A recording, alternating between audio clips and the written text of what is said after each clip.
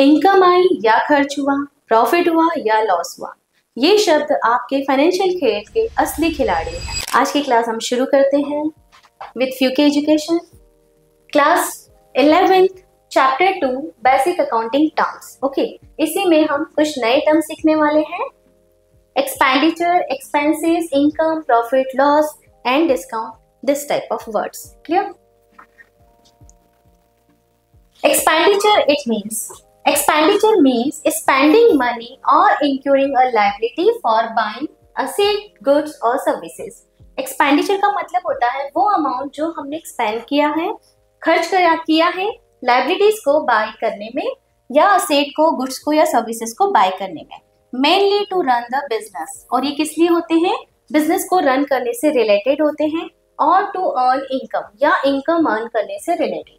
ये एक्सपेंडिचर का मतलब होता है जो हम एक लमसम अमाउंट में लॉन्ग टाइम के लिए कोई भी खर्च करते हैं बिजनेस से रिलेटेड। ठीक है? In simple words, when business spend money to buy something और pay for a service, it is called expenditure. Okay, again, when a business spend money to buy something और pay for service, it is called expenditure. Expenditure का मतलब होता है वो खर्च करना जो हमने किसी सर्विसेज को बाय करने में किया है या प्रोडक्ट को खरीदने में किया है। It's outflow of money for the benefit of business. ये एक तरह का मनी का आउटफ्लो है जिससे कि बिजनेस को क्या होगा? बेनिफिट होगा। It helps the business to either earn profit और ऑपरेट स्मूथली। जो बिजनेस को प्रॉफिट अर्न करने में हेल्प कर रहा है या बिजनेस को स्मूथली रन करने में हेल्प करेगा। Clear? Why expenditure is important? Business expend money to grow, operate और मेंटेन देयर एक्टिविटीज। देखो, बिजनेस को ग्रो होना है, ऑपरेट करना रहता है, उसको मेंटेन करना होता है, तो इसलिए हमें कुछ न कुछ एक्सपेंसेस करने होते हैं। वही एक्सपेंसेस जो हम एक लमसम अमाउंट में लॉन्ग टाइम के लिए करते हैं एक्सपेंडिचर कहलाते हैं। ठीक है? Without expenditure a business can not function, because कुछ भी काम कर रहे हैं उसके लिए एक्सपेंसेस तो करना है। फॉर एग्जाम्पल, हमें इलेक्ट्रिसिटी पे करनी होती है, हमें व्हीकल्स में, ट्रांसपोर्टेशन में या एडवर्टाइजमेंट में एक्सपेंसेस करने होते हैं। वो सारी चीज़ें हमारे बिजनेस में प्रॉफिट अर्न करने में हेल्प करती हैं, तो उनको हमें करना ही जरूरी है, इसीलिए उनको हम एक्सपेंडिचर के रूप में कंसिडर करते हैं। टाइप्स ऑफ एक्सपेंडिचर, देखो, there are 3 main types. Main types क्या है एक्सपेंडिचर के? Capital expenditure. कैपिटल एक्सपेंडिचर का मतलब होता है मनी स्पेंड टू बाय और इम्प्रूव अ फिक्स एसेट। मान लो हमने कोई फिक्स एसेट्स खरीदी, उसको बाय करने में हमने जो भी खर्च किया वो हमारा कैपिटल एक्सपेंडिचर है। कैपिटल एक्सपेंडिचर का मतलब होता है फॉर अ लॉन्ग टाइम। ठीक है? जो लंबे समय तक हमें यूज करें हम, वो होता है हमारा कैपिटल एक्सपेंडिचर। ये हमको बेनिफिट देगा अगले कई सालों तक, मोर देन 1 ईयर। ठीक है? तो इसका बेनिफिट हमें अगले कई सालों तक मिलने वाला है, इसीलिए ये है कैपिटल एक्सपेंडिचर। जैसे कि buying land, building, machinery and furniture.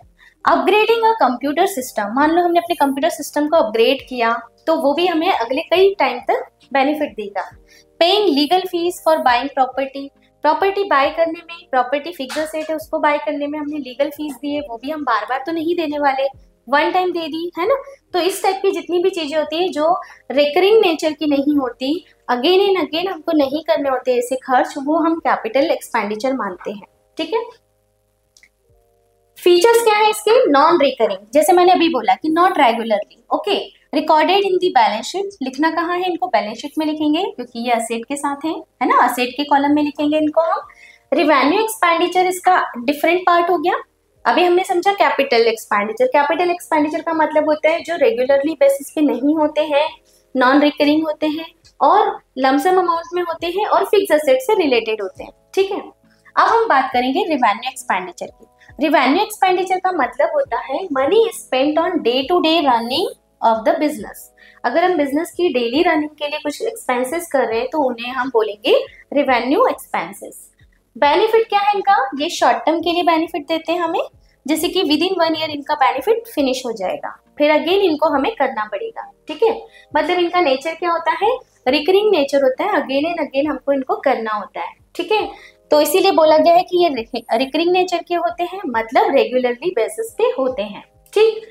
जैसे कि rent, salary, electricity bill, repairs, advertising, buying raw material, ये हमको बार बार करना होता है। ठीक है, पेइंग वेजेस टू वर्कर्स, है ना। इसको हमें रिकॉर्ड क्या करना होता है, इसको हम रिकॉर्ड करते हैं प्रॉफिट एंड लॉस अकाउंट में। कैपिटल एक्सपेंडिचर हम रिकॉर्ड करते हैं बैलेंस शीट में, और रिवेन्यू एक्सपेंडिचर हम रिकॉर्ड करते हैं profit and loss account. Clear. Deferred revenue expenditure भी एक अलग टाइप है एक्सपेंसेस का, जैसे कि it looks like a revenue expenses, ये दिखता तो रिवेन्यू की तरह ही है, but the benefit last for more than 1 year. देखो, रिवेन्यू का मतलब होता है रिवेन्यू, मतलब अगेन एंड अगेन होने वाले। तो यहाँ पे ये वाले जो एक्सपेंसेस हैं ये अगेन एंड अगेन तो होंगे, बट ये 1 साल से ज्यादा टाइम के लिए बेनिफिट भी देंगे। जो 1 साल तक बेनिफिट देते हैं वो तो रिवेन्यू एक्सपेंसेस हो गए, जो मोर देन 1 ईयर देंगे वो हमारे डिफर्ड रेवेन्यू एक्सपेंसेस होते हैं। डिफर्ड का मतलब हो गया ये कैपिटल एक्सपेंडिचर भी नहीं है और ये रिवेन्यू भी नहीं है, ये उनके बीच का है, ठीक है। So it is large in amount, so not charge fully in 1 year. जैसे कि heavy advertisement for a launching a new product, मान लो हमने कोई न्यू प्रोडक्ट लॉन्च किया, उसका हमने हैवी एडवर्टाइजमेंट कर दिया, 1 लाख रुपीज फॉर 3 ईयर्स। अब ये जो 1 लाख रुपीज का हमने एडवर्टाइजमेंट किया ये हमको अगले 3 सालों तक बेनिफिट देगा, बट उससे आगे नहीं। तो ये क्या हो गया, फिक्स्ड भी नहीं है इसलिए कैपिटल तो है नहीं, बट ये रिवेन्यू भी नहीं क्योंकि ये 1 ईयर से ज्यादा के लिए बेनिफिट दे रहा है। So this is known as deferred revenue expenditure.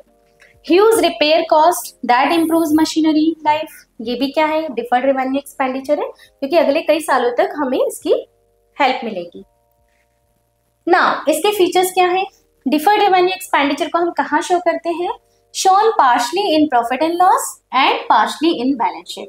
देखो, ये कंप्लीटली रेवेन्यू नहीं है और कंप्लीटली कैपिटल भी नहीं है, इसलिए ये आधा हम लिखेंगे प्रॉफिट एंड लॉस में और आधा हम लिखते हैं बैलेंस शीट में, मतलब इसको दोनों जगह लिखना होता है। Treated like an asset temporary, ये एक तरह से असेट की तरह यूज होगा बट टेम्पररीली, ओके, क्योंकि ये असेट परमानेंट असेट नहीं है, फिक्स असेट नहीं है, ठीक। तो ये असेट में ही यूज तो होगा बट टेम्पररी बेसिस पे होगा ना।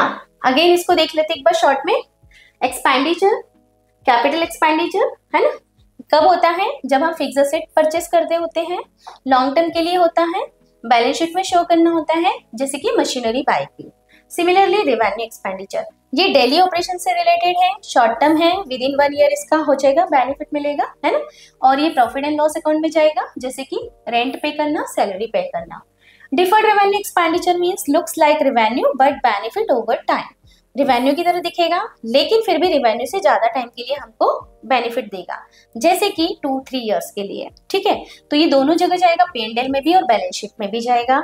जैसे कि बिग एडवर्टाइजमेंट कॉस्ट, ओके, अगर कोई बड़ा एडवर्टाइजमेंट कॉस्ट कर दिया तो वो हमारा डिफर्ड रेवेन्यू एक्सपेंडिचर है, क्योंकि बैलेंस शीट में भी लिखेंगे उसको। ये हो गया हमारा एक्सपेंडिचर से रिलेटेड। थोड़ा सा और इसको देख लेते हैं, how it appears in accounts, लिखना कैसे होता है इसको, ठीक है। देखो, कैपिटल एक्सपेंडिचर को तो हम असेट में ऐड कर देते हैं, ठीक। रेवेन्यू एक्सपेंडिचर को हम एक्सपेंसेस करके डायरेक्ट एक्सपेंसेस के रूप में हम P&L अकाउंट में लिखते हैं, यानी कि प्रॉफिट एंड लॉस अकाउंट में। डिफर्ड रेवेन्यू एक्सपेंडिचर को हम डिवाइड कर देते हैं कई सालों में, कभी हम इसको P&L में भी ले जाते हैं और बाद में इसको हम कैपिटल में भी ले जाते हैं, मतलब बैलेंस शीट में भी ले जाते हैं, ठीक है। सो expenditure is when the business spend money, expenditure का मतलब क्या होता है, जब बिजनेस ने कोई खर्च कर दिया, clear. If it's for a long term thing like buying a machine, अगर ये लंबे समय के लिए कोई चीज खरीदने में, जैसे मशीन खरीदने में यूज किया तो capital expenditure. If it is for day to day needs, so like for example electricity bill, it is a revenue expenditure. If it is a big cost when long term benefit, so like an advertisement, ad campaign, it is deferred revenue expenditure. Okay, थोड़े समय के लिए है तो revenue, ठीक, ज्यादा समय के लिए है तो capital expenditure, और कुछ मीडियम टाइम पीरियड के लिए है तो deferred revenue expenditure। इस तरीके से इसको हम डिवाइड कर सकते हैं एक्सपेंडिचर को। अब हम बात करेंगे एक्सपेंसेस की। देखो, सभी जितने भी एक्सपेंडिचर है ना वो एक्सपेंसेस ही होते हैं। एक्सपेंसेस और एक्सपेंडिचर वर्ड का एक ही मीनिंग है, लेकिन थोड़ा अगर हम इसको डीपली देखेंगे तो थोड़ा सा इसका डिफरेंट यूजेस के अकॉर्डिंग थोड़ा सा डिफरेंशिएट भी है। कैसे है, expenses refers to the cost और outflows of money that a business incurs to earn revenue. जब हम इनकम जनरेट करने के लिए कोई एक्सपेंसेस करते हैं तो उसको हम एक्सपेंसेस ही बोलेंगे, ठीक है। बट अगर कोई असेट खरीदने के लिए हम कुछ एक्सपेंस करते हैं तब उसको हम एक्सपेंडिचर बोलते हैं। क्लियर? बस यही एक बेसिक डिफरेंट चीज है इसमें। जैसे कि example, cost of running the business and they are necessary for the day to day operations. जैसे कि हमको बिजनेस को चलाने के लिए जो भी खर्च करना होता है ना, या डेली रूटीन के जो भी खर्चे होते हैं बिजनेस से रिलेटेड, वो हमारे एक्सपेंसेस कहलाएंगे, ठीक है। बट अगर हमने फिक्स एसेट खरीद ली या कोई लॉन्ग टर्म के लिए कुछ भी ऐसा खर्च कर दिया जिसका बेनिफिट हमें अगले कई सालों तक मिलने वाला है, तो वो एक्सपेंडिचर में कन्वर्ट हो जाता है। In simple words, an expenses is the money spent on things needed for the business work like material, rent and wages. Expenses are reduced from income. Expenses को हम income में से माइनस करते हैं to calculate profit और loss. देखो, the business has to pay for these expenses to keep the operations running. business इनको पे क्यों करता है? क्योंकि उसको operations करने हैं या business की activities continue करनी है। अब इसको हम कैसे कैलकुलेट करते हैं? एक्सपेंसेस और इनकम में हम क्या करेंगे, अगर एक्सपेंसेस, ठीक है, ज्यादा है, एक्सपेंसेस से इनकम अगर माइनस हो जाती है तो then we are having loss, ठीक है। देखो, एट द एंड बिजनेस का रिजल्ट क्या निकलना है, या तो लॉस या प्रॉफिट। अगर एक्सपेंसेस है ज्यादा बिजनेस की इनकम से तो हमें लॉस होगा, अगर इनकम ज्यादा है एक्सपेंसेस से तो प्रॉफिट होगा, ठीक है। तो प्रॉफिट एंड लॉस का कैलकुलेशन करने के लिए हम क्या करते हैं, इनकम और एक्सपेंसेस का डिफरेंस निकालते हैं, right. Why expenses are important? Expenses are important because without expenses we can not operate business activities. They are necessary for earning money. ये मनी अर्न करने में हमें हेल्प करते हैं। एग्जाम्पल, बाइंग स्टॉक, स्टॉक खरीदेंगे तभी तो उसको बेचेंगे, तभी हमें प्रॉफिट होगा, है ना। तो खरीदने के लिए एक्सपेंसेस तो करना ही पड़ेगा। Expenses helps business keep track on how much it cost to run and what they earn in return. Expenses एक तरह की ट्रैकिंग है, मतलब बिजनेस के रिकॉर्ड्स को हम जब ट्रैक करते हैं ना, तो हम ये देखते हैं कि कितना एक्सपेंसेस हमने किया है, कितना खर्च किया है बिजनेस एक्टिविटीज को रन करने में, और बदले में कितना रिटर्न मिला है, ठीक है। इन दोनों का डिफरेंस ही होता है हमारा प्रॉफिट या loss. Okay, types of expenses की बात करते हैं तो there are two main types. Operating expenses, जिसको हम रेवेन्यू एक्सपेंसेस भी बोल सकते हैं। अभी हमने रेवेन्यू वर्ड का मतलब ही समझा था, डेली रूटीन से related and with in 1 year, ठीक है, जिनको हम विद इन 1 ईयर एग्जॉस्ट मान सकते हैं, वो होते हैं हमारे रेवेन्यू एक्सपेंसेस। इसका मीनिंग होता है ये डे टू डे एक्टिविटीज से रिलेटेड है, ठीक है, एंड रेगुलरली बेसिस पे हो रहे हैं और रिकरर नेचर के हो रहे हैं। रिकर नेचर का मतलब होता है बार बार होने वाले, ठीक है। So this is about expenses and types of expenses में अभी हमने देखा operating expenses. Clear? Next, rent for the shop और ऑफिस। अगर एग्जाम्पल में देखें इसको, तो जैसे हमने शॉप या ऑफिस के लिए रेंट पे किया, अब रेंट तो हमें रेगुलर बेसिस पे, मंथली बेसिस पे हर बार पे करना ही होगा, है ना। सैलरीज ऑफ एम्प्लॉइज, ये भी अगेन एंड अगेन होगी, ठीक है। Electricity bill and telephone bill, raw material use for production, advertising cost to promote goods, ये तो हमें बार बार करने होते हैं। बिजनेस से रिलेटेड एक्सपेंसेस जो कि हमें रेगुलर बेसिस पे करने ही है। तो ये सब हो गए हमारे ऑपरेटिंग एक्सपेंसेस। फीचर्स क्या है इसके? शॉर्ट टर्म बेनिफिट्स मिलेगा, charge to profit and loss account, ये प्रॉफिट एंड लॉस अकाउंट में लिखने होते हैं, ठीक है, because they are part of routine business operations. Non operating expenses जो हमारा सेकेंड टर्म है इसी का, उसका मीनिंग होगा expenses not related to the main business activity. ये बिजनेस एक्टिविटी से रिलेटेड तो नहीं है, मतलब buying and selling goods, but still necessary, फिर भी ये जरूरी है, ठीक है। दे यूजुअली हैपन रेयरली, ये कभी कभी होने वाले होंगे, है ना, जनरली ये होंगे ही नहीं, ठीक है। जैसे कि इंटरेस्ट ऑन लोन, लोन पे इंटरेस्ट पे करना, ठीक है, अगर लोन लेंगे तो इंटरेस्ट पे करेंगे। Loss on sale of asset, मान लो सेल की है कोई असेट, उस पे लॉस हो गया, तो ये भी क्या हो गया, हमारा रिकरिंग नेचर नहीं है, कभी कभी हम सेल करेंगे और कभी ही लॉस होगा, है ना, तो ये बार बार तो होने वाली चीज नहीं है। टैक्सेस और पेनाल्टीज और टैक्स भी हम पे हर बार लगे, जरूरी नहीं है, ठीक है। लीगल कॉस्ट भी कोई लीगल केसेस होंगे तभी होगा। सो ये इस टाइप की जो चीजें हैं ये हमारी हो गई, मतलब ये इस टाइप का एक्सपेंसेस है जो बार बार नहीं होने वाला है। ओके, इसके फीचर्स क्या है? Can also be recurring but not part of daily business. अब ये वैसे रिकरिंग नेचर के नहीं है और ये हमारी डेली बिजनेस एक्टिविटी से रिलेटेड भी नहीं है, बट कभी कभी ये हो सकता है कि हमें बार बार पे करने पड़ सकते हैं, जैसे कि इंटरेस्ट ऑन लोन। लोन ले लिया है तो इंटरेस्ट हम रेगुलर बेसिस पे देंगे, ठीक है। Recorded in profit and loss account, इनको हमें कहाँ लिखना होता है, प्रॉफिट एंड लॉस अकाउंट में लिखते हैं, बट फिर भी सेपरेट लिखना है हमें इनको ऑपरेटिंग एक्सपेंसेस से। क्यों? क्योंकि जैसे अभी बताया कि भले ये डेली बिजनेस एक्टिविटी का पार्ट नहीं है, बट हो सकता है रेगुलर बेसिस पे हो, तो ये नॉन ऑपरेटिंग में ही जाएंगे, इनको ऑपरेटिंग से अलग लिखना है, ठीक है। टाइप्स ऑफ एक्सपेंसेस में भी हमने दो एक्सपेंसेस देखे, operating and non operating. Operating में हो गया एग्जांपल अगर बात करें तो रेंट, सैलरी, रॉ मटेरियल, ठीक है, मंथली बेसिस पे होते हैं, प्रॉफिट एंड लॉस अकाउंट में लिखने होते हैं। नॉन ऑपरेटिंग की बात करें तो इंटरेस्ट हो गया, loss on sale of asset हो गया, ये ओकेजनल होते हैं, वन टाइम हो सकते हैं और इन्हें भी लिखना होता है प्रॉफिट एंड लॉस अकाउंट में, बट इनको ऑपरेटिंग से अलग लिखेंगे, ठीक है। वेयर एक्सपेंसेस आर रिकॉर्डेड, तो अगर हम बात करें इनको लिखना कहाँ है तो प्रॉफिट एंड लॉस अकाउंट में लिखेंगे, ठीक है। एंड इनको एग्जाम्पल के रूप में समझे तो हम ऐसे बोल सकते हैं कि if you have a business you earn 50,000 in a month, ठीक है, 50,000 आपने अर्निंग किया, ये आपकी हो गई अर्निंग। अब इस अर्निंग के लिए आपने क्या क्या एक्सपेंसेस किए हैं वो देखना है, जैसे कि आपने रेंट पे किया होगा, ठीक है, जिस जगह पे आपका बिजनेस है उसका रेंट पे किया, सैलरी पे की एम्प्लॉय को, रॉ मटेरियल परचेज किया, इलेक्ट्रिसिटी बिल पे किया, इंटरेस्ट ऑन लोन पे किया, ठीक, ये सारे आपने एक्सपेंसेस किए हैं। टोटल एक्सपेंसेस आपके कितने हो गए, इन सबको प्लस करते हैं तो ये हो रहे हैं टोटल एक्सपेंसेस हमारे हो गए 35,000 के, ठीक है। तो अभी अगर हमको प्रॉफिट या लॉस देखना है तो हम क्या करेंगे, इनकम माइनस एक्सपेंसेस, इन दोनों का डिफरेंस निकाला तो हमें आ गया 15,000 का प्रॉफिट, ठीक। तो इसीलिए हमें एक्सपेंसेस को भी काउंट करना होता है, बिकॉज हमको प्रॉफिट या लॉस का कैलकुलेशन करना होता है। So this is about expenses. And expenses is the money the business spend to run, like paying the rent, salary, buying stock to sell, ठीक है। मतलब एक्सपेंसेस क्या, एक तरह का खर्चा जो हमने क्यों किया, बिजनेस एक्टिविटी से रिलेटेड है। These expenses reduce the business profit, profit को रिड्यूस कर रहे हैं, and they help the business operate and grow. But देखो प्रॉफिट को रिड्यूस तो करते हैं लेकिन बिजनेस को ऑपरेट और ग्रो करने के लिए जरूरी है, इसलिए करने भी पड़ते हैं, right. So this is about expense. First term हमने एक्सपेंडिचर पढ़ी थी, सेकेंड हमने एक्सपेंसेस पढ़ा, अभी थर्ड हम पढ़ रहे हैं इनकम।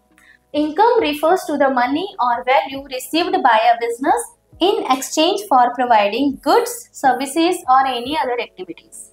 मतलब इनकम क्या है, एक तरह की वो वैल्यू है जो हमने रिसीव्ड की है। अभी हम पेमेंट कर रहे थे एक्सपेंसेस, बट इधर हम इनकम में क्या करते हैं, रिसीव्ड करते हैं अमाउंट। क्यों? बिकॉज हमने कोई चीज दी है, जैसे कि सपोज हमने गुड सेल किया, सर्विसेज दी या कोई अदर एक्टिविटीज की, उसके बेसिस पे हमें कुछ रिसीव्ड हुआ। That generate money, it is the profit, ये एक तरह का क्या है, प्रॉफिट है, earned through the business core operations. मतलब बिजनेस से रिलेटेड जो उसके रेगुलर ऑपरेशंस होते हैं उनसे रिलेटेड जो भी हमने अर्निंग की है, that is known or income, ठीक है, वो हमारी इनकम है। In simple word, income is the money the business earns from selling goods or providing services. मतलब एक तरह से हम कह सकते हैं कि बिजनेस में जो भी हमने गुड सेलिंग किया या सर्विसेज प्रोवाइड की, उसके बदले में जो भी अर्न किया है वो हमारी अर्निंग ही हमारी इनकम है, ठीक है। In the opposite of expenses, while expenses are cost to run business, income is the reward for the work done. Okay, अगर इन दोनों को समझें तो दे बोथ आर डिफरेंट, मतलब they both are opposite. Expenses का अपोजिट है इनकम, एक्सपेंसेस मतलब कॉस्ट जो हमने दी है, पे की है, और इनकम मतलब एक तरह का रिवॉर्ड जो हमने किसी काम को करने के बदले में मिला। Income helps a business to grow, pay its bill and provide profit to the owner, ठीक है। अब देखो बिजनेस एक्टिविटीज है, बिजनेस को ग्रो करना है तो हमें इनकम अर्न करनी पड़ेगी। अगर हमें किसी टाइप की बिलिंग पे करनी है तो उसके लिए भी हमें इनकम तो चाहिए, तभी हम एक्सपेंसेस कर पाएंगे। अगर हमें प्रॉफिट प्रोवाइड करना है ओनर को तो भी हमें इनकम चाहिए, ठीक है। सो इनकम मतलब earning. Now why it is important, so income is the main way a business makes money. एक यही तो तरीका है जिससे हम क्या कर सकते हैं, मनी बना सकते हैं, पैसा कमा सकते हैं। और बिजनेस करते ही क्यों है, पैसा कमाने के लिए। तो बिजनेस अर्निंग के लिए मनी इंपॉर्टेंट टर्म है। The business uses income to cover expenses and generate profit. देखो, एक्सपेंसेस पे करने हैं, मनी चाहिए, इनकम चाहिए, प्रॉफिट चाहिए, तो भी हमें इनकम चाहिए। So it reflects the success of the business in terms of the ability to generate revenue. मतलब एक तरह की ये बिजनेस की सक्सेस है कि उसकी इनकम हो रही है, अगर नहीं हो रही इट मीन्स बिजनेस की फेलियर है, राइट। टाइप्स ऑफ इनकम की बात करें तो there are two main types. Again, revenue income and non revenue income. ठीक है, पहले हम रिवेन्यू इनकम को देखते हैं। Revenue income it means operating income. ठीक है, this is the income earned from regular business operations. Operating का मतलब होता है जो डेली रूटीन से रिलेटेड हो, यानी कि रेगुलर ऑपरेशन से रिलेटेड हो, लाइक सेलिंग प्रोडक्ट्स और services. It's the primary source of income for a business. ये एक तरह का प्राइमरी सोर्स है बिजनेस का। एग्जाम्पल है sales revenue from selling goods, service income for selling services, ठीक है, जैसे कि कंसल्टिंग फीस। ठीक है, interest income from investment, investment किया है तो इंटरेस्ट हुआ, इंटरेस्ट के रूप में मिला, है ना, return. Commission earned on sales, selling के लिए कमीशन मिला, तो ये सारे क्या है हमारी ऑपरेटिंग इनकम में काउंट होंगी क्योंकि रेगुलर बेसिस पे होंगी। नेक्स्ट बात करते हैं फीचर्स। अगर हम रिकरिंग इसका फीचर देखें तो ये रिकरिंग नेचर का होता है, मतलब हैपेंस रेगुलरली। ठीक है, directly related to the main business activities, recorded in the profit and loss account. अब सेकेंड पार्ट हो गया नॉन रिवेन्यू इनकम या नॉन ऑपरेटिंग इनकम। तो ऑपरेटिंग का जस्ट अपोजिट हो जाएगा नॉन ऑपरेटिंग, जो कि रेगुलर रूटीन से रिलेटेड नहीं है, मतलब रेगुलर बिजनेस एक्टिविटी से रिलेटेड नहीं है। It could come from one time और नॉन बिजनेस एक्टिविटीज। ये कभी कभी हो सकता है या ये बिजनेस एक्टिविटी से रिलेटेड नहीं भी हो सकता है। ठीक है, जैसे कि profit on sale of an asset. मान लो हमने कोई असेट सेल कर दी और हमें प्रॉफिट हो गया। ठीक है, rent received from leasing property, leasing property के थ्रू हमें रेंट मिल गया। If property is not the business main work, अगर वो प्रॉपर्टी हमारे बिजनेस से रिलेटेड नहीं थी, उसके मेन वर्क से रिलेटेड नहीं थी, फिर भी उस प्रॉपर्टी से अगर हमें कुछ रेवेन्यू जनरेट हो रहा है तो वो हमारी इनकम तो है, बट वो कौन सी इनकम हो गई, नॉन ऑपरेटिंग इनकम में काउंट होगी। Divided income from shares owned.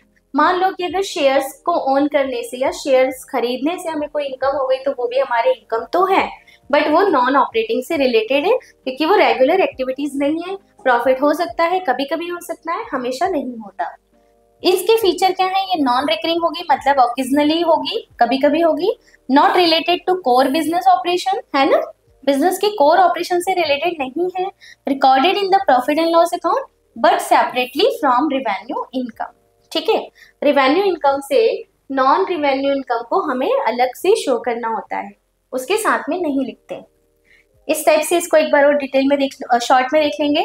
Revenue income means sales revenue जो रेगुलर बेसिस पे होती है, या सर्विसेज इनकम जो कि रेगुलर बेसिस पे होती है, इनको P&L अकाउंट में लिखते हैं, प्रॉफिट एंड लॉस अकाउंट में। नॉन रिवेन्यू इनकम को हम कहाँ लिखते हैं, ये हो सकती है profit from selling an asset और रेंट रिसीव्ड, ये कभी कभी होती है, ओकेजनल होती है, तो इनको हमें लिखना तो होता है प्रॉफिट एंड लॉस अकाउंट में बट डिफरेंटली। ठीक है,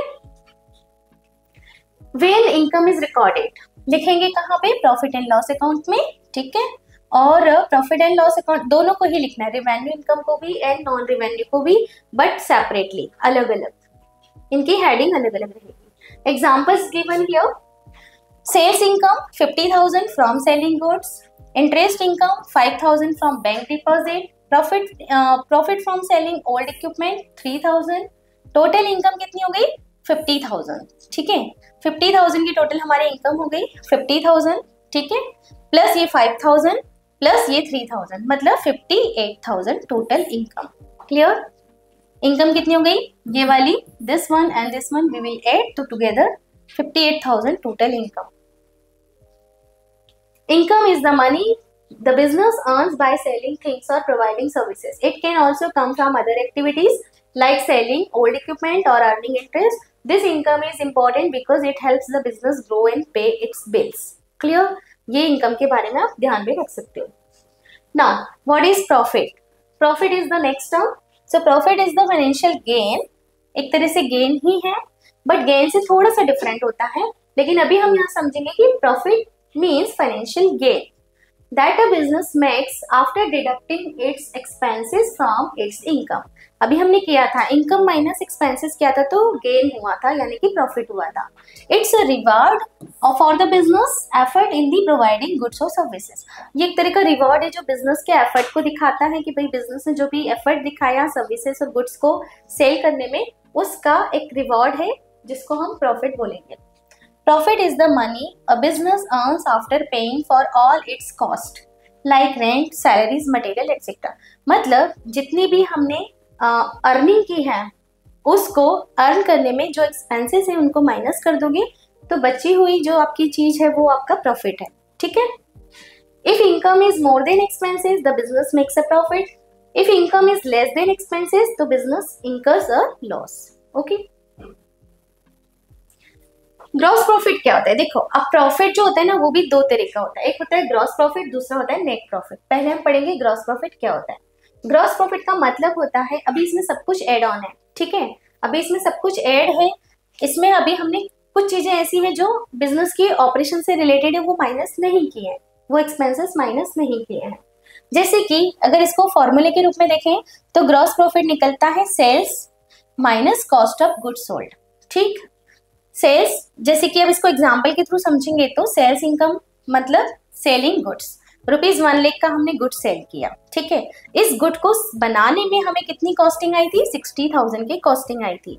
for example purchase of raw material, manufacturing expenses, wages वगैरह ये सब हमने ऐड कर दिए थे, तो 60,000 में वो प्रोडक्ट रेडी हुआ था और उसको हमने 1 लाख में सेल किया। तो ये जो 40,000 है ना, ये क्या हो गई? हमारी इनकम हो गई। 40,000 जो हमारी इनकम हुई ग्रॉस प्रॉफिट है।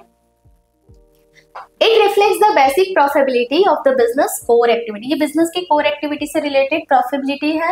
It's shown in the profit and loss account। profit and loss account में show करेंगे इसको। अब सेकेंड इसके बाद जो निकलता है वो निकलता है हमारा ऑपरेटिंग प्रॉफिट, ग्रॉस प्रॉफिट के बाद। ऑपरेटिंग प्रॉफिट का मतलब होता है, इसको हम शॉर्ट में बोल सकते हैं earning before interest and tax, यानी कि EBIT।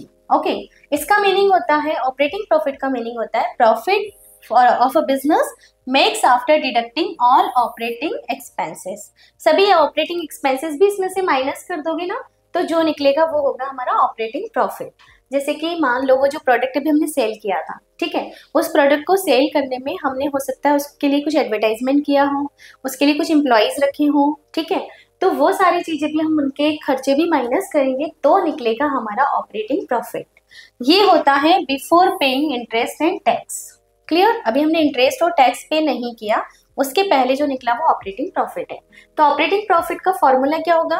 ग्रॉस प्रॉफिट जो भी हमें आया था 40,000, उस 40,000 में से माइनस कर देंगे हम operating expenses like rent, salaries etcetera, तो हमें मिलेगा ऑपरेटिंग प्रॉफिट।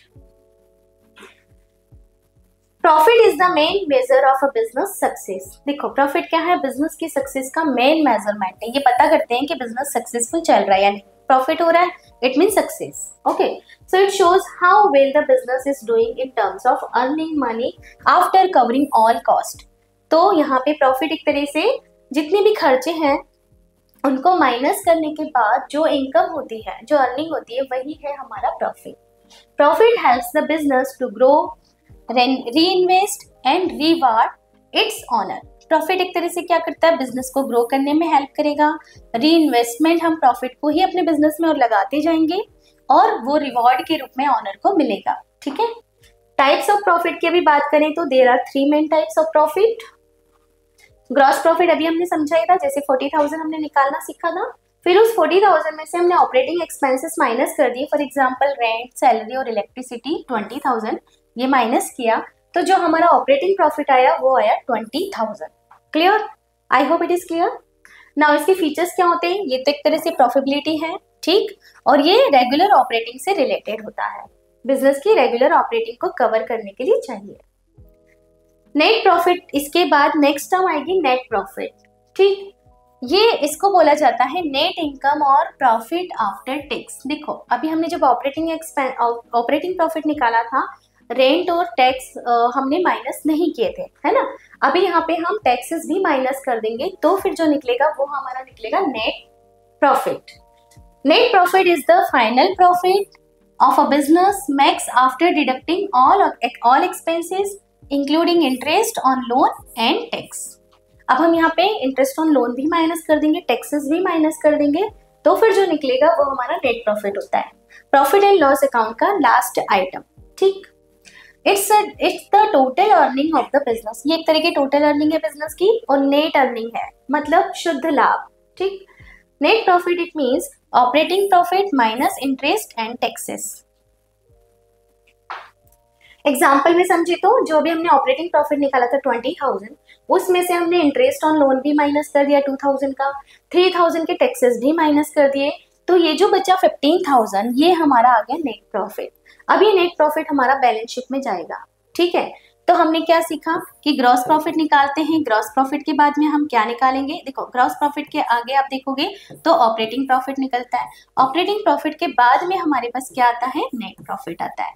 और ये नेट प्रॉफिट कहाँ जाता है, ये जाता है बैलेंस शीट में कैपिटल में ऐड होने के लिए।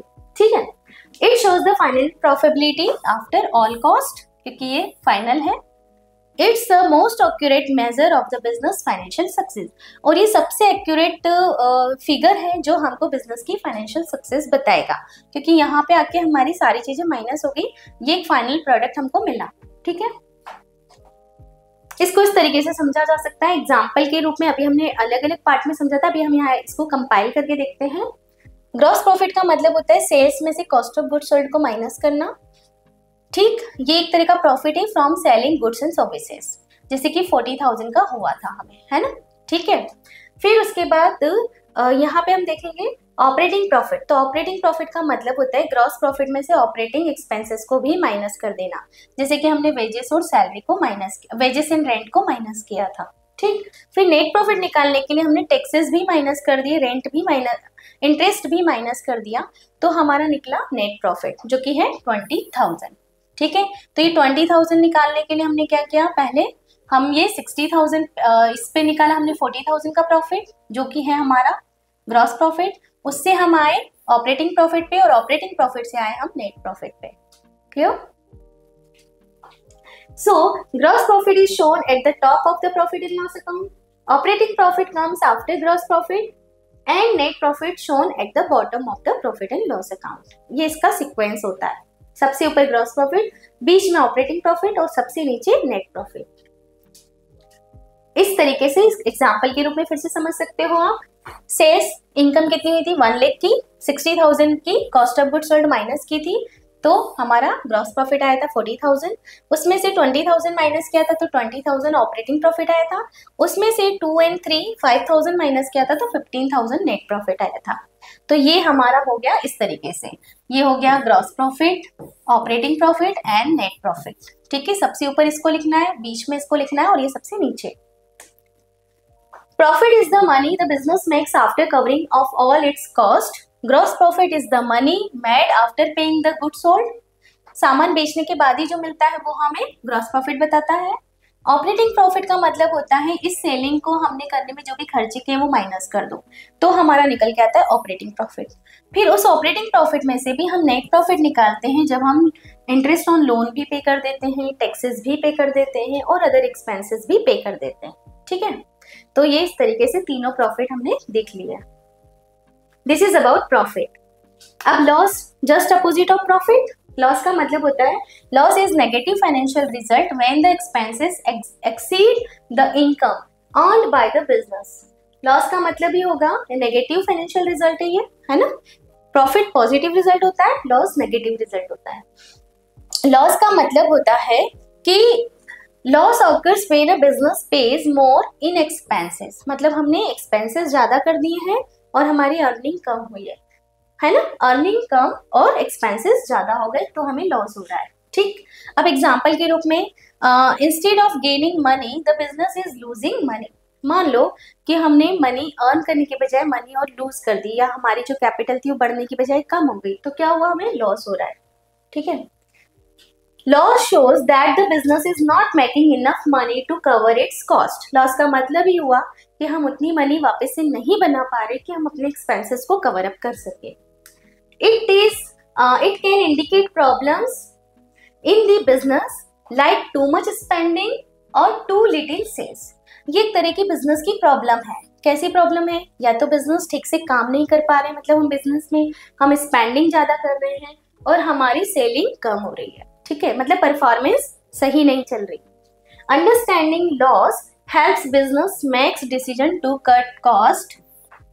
अब देखो, लॉस को अगर हम समझ लेंगे ना तो हम क्या कर सकते हैं, हम कुछ डिसीजन ले सकते हैं कि कैसे हम कॉस्टिंग को कम करें, इम्प्रूव सेल्स करें, ठीक है ना, सेल को इम्प्रूव करना है, कॉस्टिंग को कम करना है, एंड हमारे जो ऑपरेशंस हो रहे हैं उनको हम चेंजेस करें, मतलब हम अपनी पॉलिसीज को कुछ इस तरीके से चेंज करें कि हमें लॉस नहीं हो और प्रॉफिट हो जाए।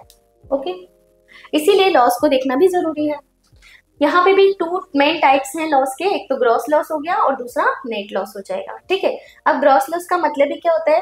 Gross loss occurs when the cost of goods sold is higher than the revenue, ठीक है। अगर हमने जितनी इनकम की उससे ज्यादा की, मतलब जितने की सेलिंग की उससे ज्यादा की, तो हमारी कॉस्टिंग पड़ गई। मान लो ये पेन है फॉर एग्जाम्पल, इसको बनाने की मेरी कॉस्ट आई 50 रुपीज एंड मैंने इसको सेल किया है 40 रुपीज में, ठीक है। तो ये जो मेरी COGS आई वो 50 रुपीज है और मेरा इसका सेलिंग प्राइस कितना हो गया? Selling price 40। तो यहाँ पे 100 रुपीज तो मुझे लॉस हुआ, सॉरी 10 रुपीज तो मुझे क्या हुआ? लॉस हुआ। क्यों? बिकॉज मेरी कॉस्टिंग ज्यादा थी और सेलिंग कम हुई, है ना, अर्निंग कम हुई, बनाने में ज्यादा लग गया तो 10 रुपीज का लॉस हो गया, ठीक है।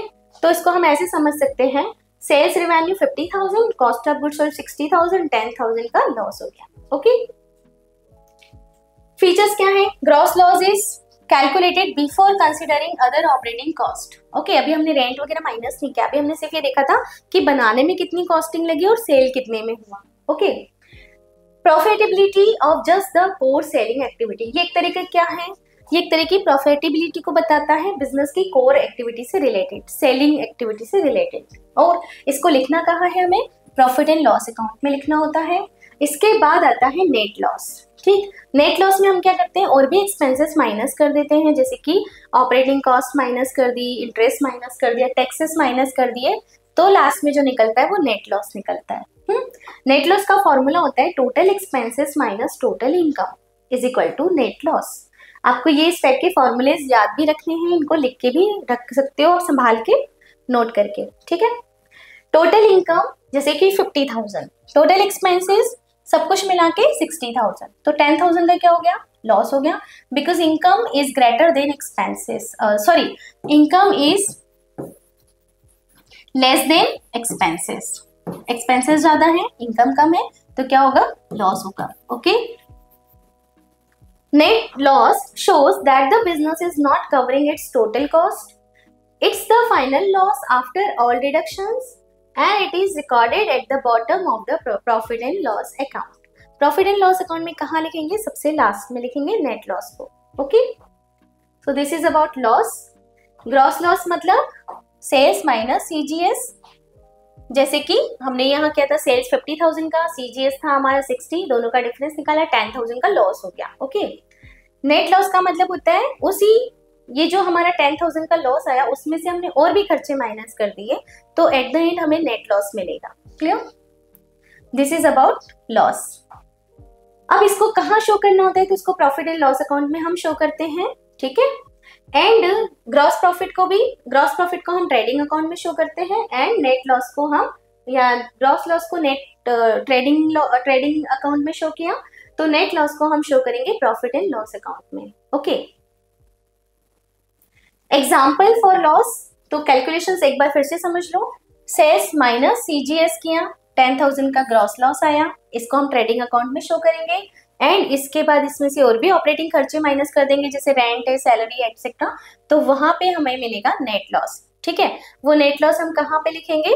नेट लॉस हम लिखते हैं प्रॉफिट एंड लॉस अकाउंट में at the bottom side. Clear? इस टाइप से पूरा example. Loss means a loss happens when a business spend more money than it earns. Loss होगा ही कब? जब हम ज्यादा खर्च करेंगे कमाने से, है ना, कमाई कम है और खर्चा ज्यादा, तो लॉस हो जाएगा। Gross loss is when the cost of selling good is more than the revenue from sales.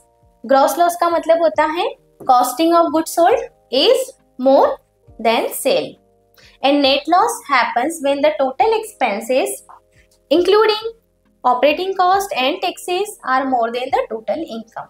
ठीक है, नेट लॉस का फॉर्मूला होता है total expenses minus total income. So this is about loss. It is also complete. Now next term is discount. So what is discount? Discount is a reduction in the price of goods or services. ठीक है, discount एक तरह का reduction है price of goods में या services में. ठीक, कोई छूट मिल जाती. फॉर एग्जाम्पल अगर 100 रुपीज का मटेरियल और हमको 90 रुपीज में मिल रहा है, तो जो 10 रुपीज कम मिला ना, वो 10 रुपीज का हमें क्या मिला? डिस्काउंट मिल गया. It is given by the seller to the buyer for various reason. क्यों दिया जाता है? सेलर देगा और किसको देगा? बायर को. और देने के रीजन बहुत सारे होते हैं. ठीक है, फॉर एग्जाम्पल अर्ली पेमेंट, या फिर मान लो मैं चाह रही हूँ कि आप ज्यादा मेरा परचेस करो मटेरियल, तो मैं आपको बल्क परचेस के लिए भी दे सकती हूँ, है ना. अगर आप बहुत सारा मटेरियल खरीद रहे हो तो मैंने आपको खुश होकर कुछ डिस्काउंट दे दिया. ठीक, so it is the discount. Types of discount की बात करें, trade discount and cash discount. पहले हम ट्रेड डिस्काउंट को समझेंगे. ट्रेड डिस्काउंट का मतलब होता है it is a reduction in the list price of goods. It is given by the seller to encourage bulk buying और टू प्रमोट सेल. ये कब दिया जाता है? जब मैं सिर्फ ये चाह रही हूँ कि आप मेरा प्रोडक्ट खरीद लो. ठीक है, तो मैंने आपको ट्रेड डिस्काउंट दे दिया क्योंकि मुझे अपनी सेल को बढ़ाना है, सेल को इंक्रीज करना है. ठीक, भले आप कैश में नहीं भी खरीदोगे तब भी मैं ये डिस्काउंट दे रही हूँ, सिर्फ इसलिए कि आप कम से कम परचेसिंग तो कर ही लो, है ना. मुझे अपनी सेल को बढ़ाना है. तो एनकरेज करना सेलिंग को या प्रमोट करना सेलिंग और बाइंग को, इसके लिए दिया जाता है. It is given before the sale is made. Sale होने के पहले ही दे दिया, पहले ही बता दिया कि भाई आप अगर खरीदोगे तो इतना डिस्काउंट मिलेगा. It is not recorded in the books of account. The sale is recorded at the net amount after the trade discount. Trade discount को कभी भी बुक में शो नहीं करते हैं, ये हम ध्यान रखेंगे जब हम आगे हम अकाउंटिंग सीखेंगे. ठीक है, लिस्ट प्राइस ऑफ 10 बुक्स. मान लो कि अगर ये 10 बुक्स थी, उनकी लिस्ट प्राइस थी 2000 और इस पे 10% ट्रेड डिस्काउंट दे दिया, तो यहाँ पे ये अब हमारे पास ये बुक्स कितने की हो गई? इस पे 200 का डिस्काउंट बनेगा. 2000 का 10% 200 रुपीज होता है, वो माइनस करेंगे तो बुक्स हो गई 1800 में. मतलब अब ये बुक्स हमको 1800 में मिलेंगी इंस्टेड ऑफ 2000 रुपीज. क्लियर? ये है ट्रेड डिस्काउंट. अब दूसरा है कैश डिस्काउंट. कैश डिस्काउंट कब दिया जाता है? जब हम किसी बायर को कैश पेमेंट करने के लिए या फिर उसको अर्ली पेमेंट करने के लिए मोटिवेट करते हैं. ठीक है, तो यहाँ पे कैश डिस्काउंट दिया जाएगा. कैश डिस्काउंट का मतलब होता है कि भाई पेमेंट आप जल्दी कर दो तो हम इतना और डिस्काउंट दे रहे हैं. ठीक है, अगर आपको हमें 100 रुपीज देने, अगर आप अभी पेमेंट कर देते हो तो हम आपको 5 रुपीज का और डिस्काउंट दे देते हैं. तो this is known as cash discount. Sale amount मान लो 10,000 था, पेमेंट विद इन 5 डेज करना था, कैश डिस्काउंट हमने 5% और दे दिया, तो आपको ये 500 रुपीज कम हो गए. ये 500 रुपीज क्या हो गए? कैश डिस्काउंट मिल गया. आपको अभी पेमेंट सिर्फ कितना करना है? 9,500 इंस्टेड ऑफ 10,000. ठीक, तो ये क्या हो गया? कैश डिस्काउंट हो गया, है ना. 9,500 कैश रिसीव्ड हुआ, डिस्काउंट अलाउडेड हमने 500 का, तो यहाँ पे हमें मिला कितना? डेटर से 10,000 लेने थे, बदले में हमें मिले हैं 9,500 क्योंकि हमने कैश डिस्काउंट दिया है उसको 500 रुपीज का. और ये कैश डिस्काउंट क्यों देते हैं? क्योंकि कैश पेमेंट करने को मोटिवेट करने के लिए. ट्रेड डिस्काउंट कब देते हैं? जब हमको सिर्फ सेलिंग को प्रमोट करना होता है. ओके, अब ये डिस्काउंट दोनों इंपॉर्टेंट क्यों है? बिकॉज ये क्या करते हैं? बिजनेस की सेल को इंक्रीज करते हैं या कैश फ्लो को मैनेज करते हैं. ठीक है, इसलिए इनका कैलकुलेशन भी इंपॉर्टेंट है. ट्रेड डिस्काउंट बिफोर सेल होता है. ओके, इसको बुक में नहीं लिखना होता है और ये सेल को प्रमोट करने के लिए दिया जाता है. कैश डिस्काउंट आफ्टर सेल होता है, इसको बिजनेस की बुक में लिखना होता है और ये किस लिए होता है? To get early payment. ठीक, इतना अगर इसको आपको ध्यान से देख लिया तो बहुत अच्छे से समझ में आ जाएगा. पैसा कमाना एक कला है और उसे समझदारी से खर्च करना भी एक कला है. I hope you like this video. अगर आपको ये पसंद आया है, हमारे चैनल को लाइक एंड सब्सक्राइब कीजिए और इसी को डिटेल में समझने के लिए जुड़िए फ्यूके एजुकेशन ऐप के साथ. मिलते हैं नेक्स्ट वीडियो में.